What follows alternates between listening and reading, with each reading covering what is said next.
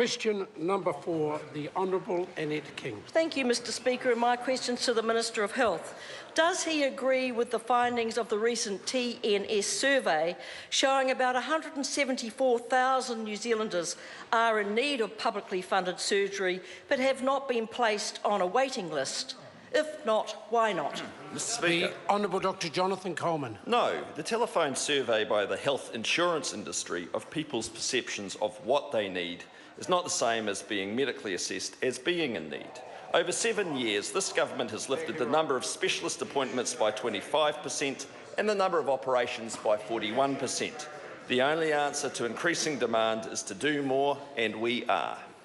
Supplementary question, Mr. Supplementary question, the Honourable Annette King. In light of that answer, why does he dismiss the TNS survey showing 174,000 people are blocked from elective surgery as just the Health Fund Association trying to, quote, drum up business, when his ministry used the same global research company to carry out research for the government? Was that research shonky? The Honourable Dr Jonathan Coleman. Well, why I don't agree with them is because we now have literally a handful of people waiting over 6 months for surgery, unlike 8 years ago when there were 30,000 people waiting over 6 months for surgery and only 2,000 people waiting over 4 months. Very different to 8 years ago when $3 billion extra went into the budget to deliver 2,000 fewer operations and 7,000 fewer appointments, under Mrs King, of course.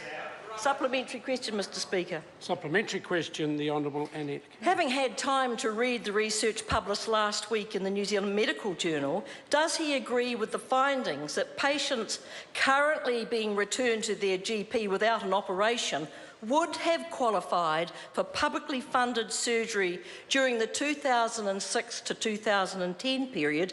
If not, why not? The Honourable Dr Jonathan Speaker, Coleman. they may or may not have. I mean, there's different surgical thresholds around the country. All we do know is that back in the period that member was mentioning, 31,000 people were kicked off surgical waiting lists by her. Supplementary question, Mr Speaker. Supplementary question, the Honourable Annette King.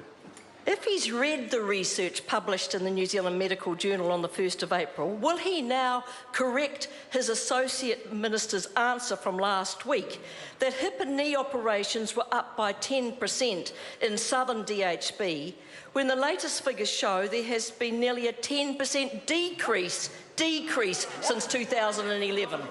No. The Honourable Dr Jonathan Coleman. No, I dispute Mrs King's figures, and I'm not going to correct the Associate Minister's answer. I think he did a really good job in showing you up, actually. Order. What an idiot. What an idiot. Order. The Minister shouldn't bring the Speaker into the debate. Supplementary. That's right, Mr Speaker. Point of order, Mr Speaker. Point of order? Point of order, the Honourable Annette King. I seek leave to table an official information request delivered on the 7th of April 2016 from the Ministry of Health for the Southern District Health Board showing a 10% decrease. Leave is sought to table that particular information. Is there any objection? There is none. It can be tabled. Supplementary question, Mr Speaker. Supplementary question, the Honourable Annette King. Mr Speaker, when he said today, quote, there is a difference between surgery people actually need and surgery people think they need, end quote, does he really believe that people wake up in the morning and think, I'd like to have an operation today?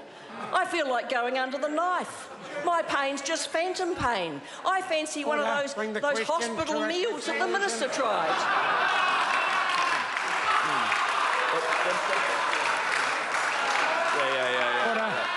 Well, the Honourable Dr Jonathan Coleman. I'm very glad to hear that the member's following my interviews on 1ZB so closely, but I noticed actually that she had the opportunity to try one of those hospital meals yesterday in Dunedin, but I guess the crisis talks were so intense there was no opportunity to go and front up and do what she challenged me to do, and I did. It was a very good meal. Why don't you man up and do it yourself? Because you think you're so tough. Oh, point of order, Mr Speaker. Point of order, Mr Speaker. Order. Mr Speaker. Order. Point of order, Mr Speaker. Point of order. It's impossible for you to man up. I'm a woman. And a very capable one as well. Further supplementary?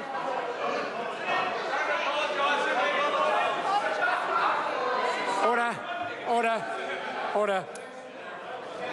We return now to question time. Question number 5, James Shaw.